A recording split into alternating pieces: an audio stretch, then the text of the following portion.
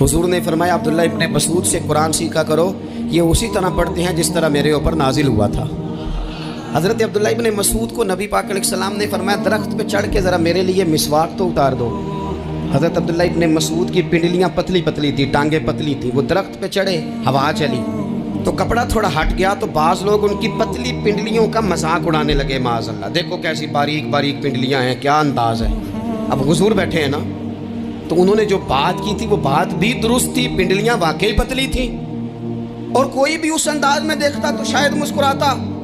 जब उन्होंने कहा ना देखो पतली पिंडलियाँ, हुजूर सैयद आलम फौरन इरशाद फरमाने लगे, नबी पाक फरमाने लगे चुप करो, तुम मेरे अब्दुल्ला की पिंडलियों को पतला पतला कह रहे हो ना, कयामत के दिन जब मेज़ान लगेगा और इन पिंडलियों का तुम्हें वजन पता चलेगा, फिर पता चलेगा मेरे अब्दुल्ला की शान क्या है। ये बड़ी वजनी पिंडलियाँ होंगी, जब इनका मेज़ान पर वजन तुले तो आप दिफा करें।